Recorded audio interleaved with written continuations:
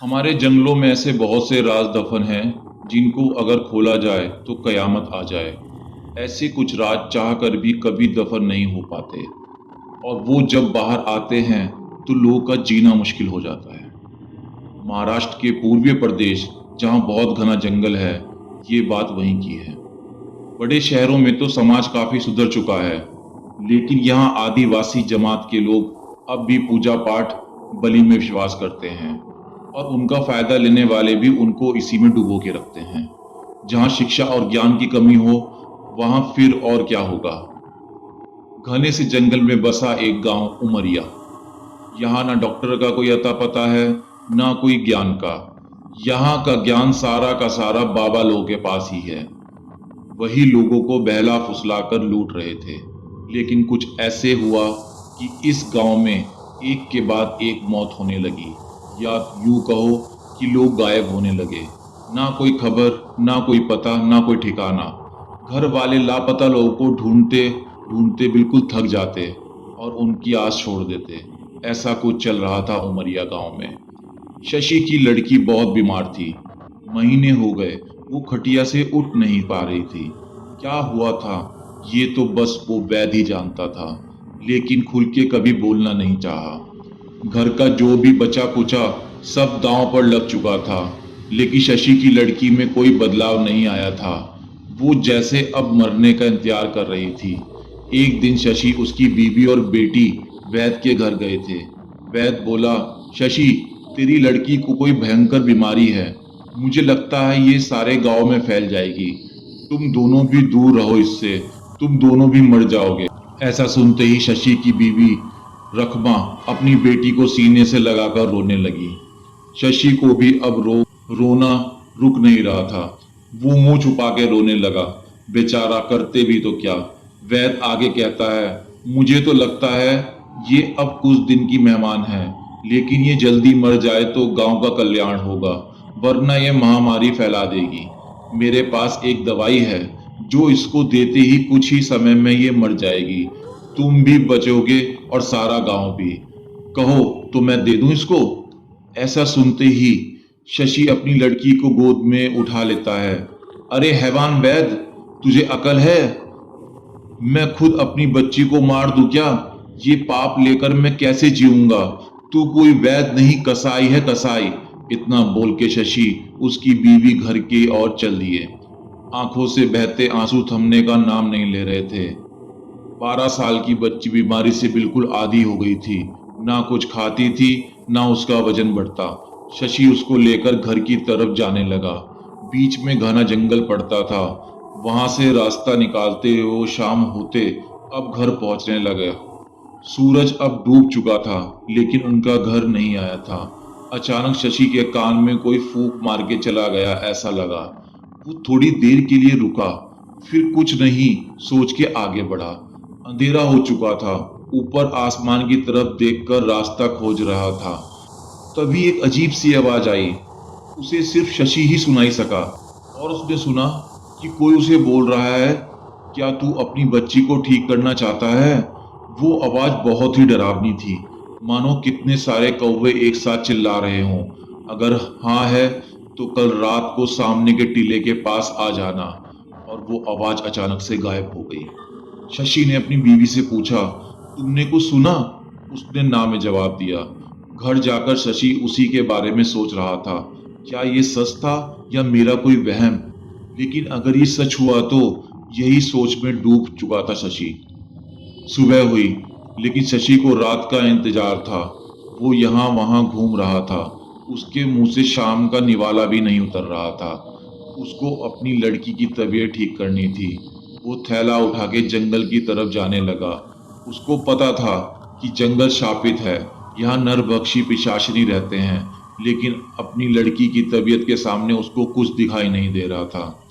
उसकी बीवी ने उसको रोकते हुए बोला, इतनी रात को कहाँ जा रहे हो? शशि ने कहा, मैंने सुना है उस पहाड़ी पे कोई नया बाबा आया है। बहुत पहुंचा हुआ बाबा है वो। उससे मिलकर आता हूँ, शायद कुछ फायदा हो जाए। और वो सीधे अंधेरे की तरफ चलने लगा। सामने से जंगल में कहीं गुम हो गया। वो सीधा कल वाली जगह तलाशने लगा। वो उस टीले के पास पहुंचा और उसने आवाज लगाई, मैं आ गया हूं। मेरी लड़की को ठीक करने का कोई उपाय है तो बताओ। मुझे पता था तू आएगा। वही भयंकर आवाज अब बहुत ही ज्यादा जोर से सुनाई दे रही थी। अब वो सामने प्रकट हो गई। वो भयंकर रूप में जमी के ऊपर उड़ रही थी। सड़े बांस की गंध आने लगी थी। उसका डरावना काला रूप देखकर शशि को पसीने छूटने लगे थे। हाथ पांव कांपने लगे थे, क्योंकि वो एक पिशाचनी थी। तू डर मत, मैं तेरी लड़की को ठीक कर दूंगी, लेकिन मेरा एक काम है, वो तुझे करना होगा। बोलो मंजूर है तो मैं आगे बोलूंगी। पिशाचनी की ये बात सुनकर शशि बोल पड़ा, अगर मेरी बच्ची ठीक हो जाए तो मैं सब कुछ करने को तैयार हूं।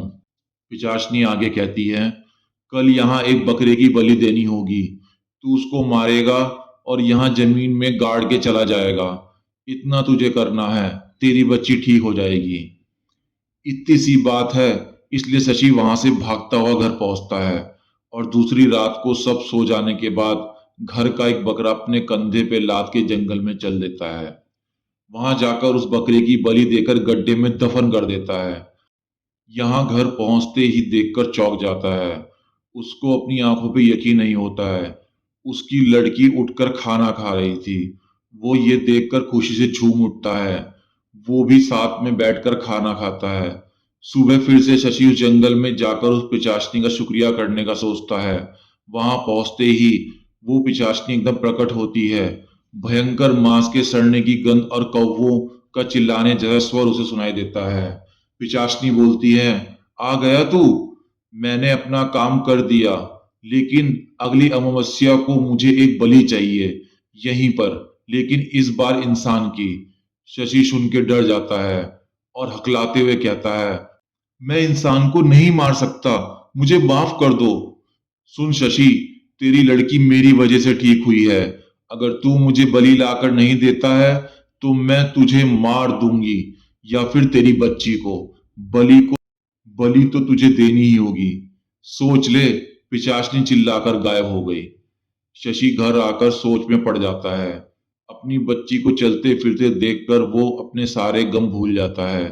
देखते देखते अमावस्या की रात आती है। नरबलि देना कोई आसान काम नहीं है, ये शशि जानता था। किसी को गांव में खबर ना हो, इसलिए गांव में आए एक भिखारी को खाने का लालच देकर वो वहां जंगल में लेके जाता है और कुल्हाड़ी के एक ही घाव में उसको मौत के हवाले कर देता है। वहीं गड्ढा करके उसको गाड़ देता है। इधर वो घर आकर देखता है कि उसकी लड़की एकदम से ठीक हो गई है।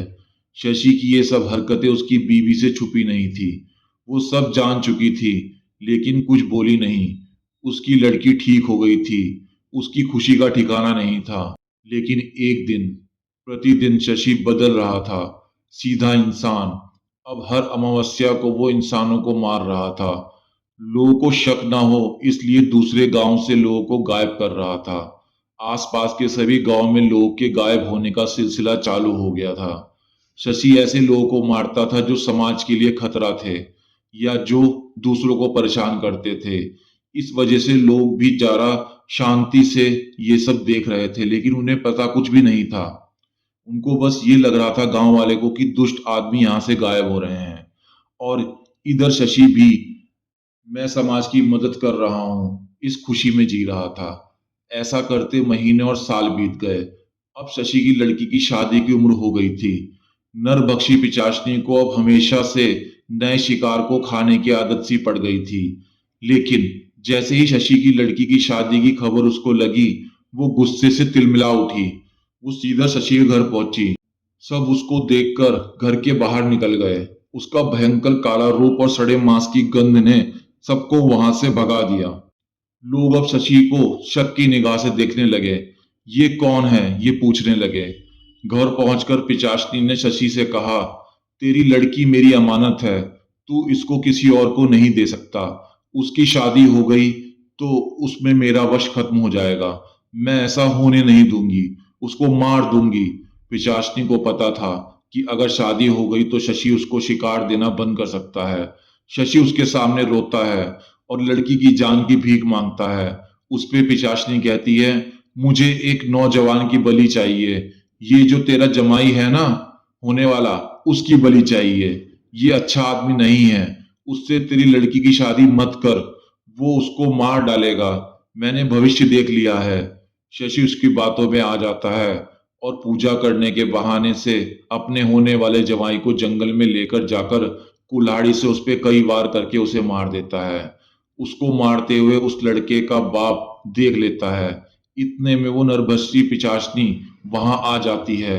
शशि, आज तक तूने सारे बुरे लोगों को मारा था, लेकिन सबसे पहली बलि वो भिखारी जो कि बेगुनाह था, और ये तेरा जवाई भी बेगुनाह था। लड़की के प्यार में तू अंधा था, अब तू शैतान बन गया है। हा हा हा हा। वो शैतानी दर्दनाक हंसी चारों तरफ गूंजने लगी।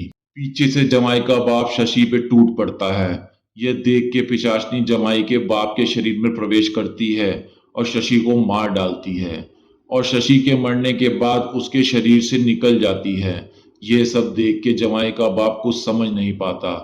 क्या हुआ ये सोचते रहता है। वो अब खूनी बन गया था। अपने लड़के की लाश के पास बैठ के रोने लगता है।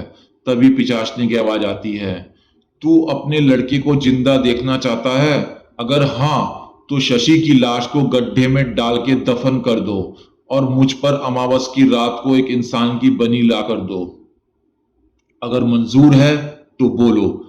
लड़के का बाप मजबूर हो जाता है। सामने लड़के को मरा देखकर पिशाचनी को हाँ कहता है। उसके हाँ कहते ही लड़का जिंदा उठता है।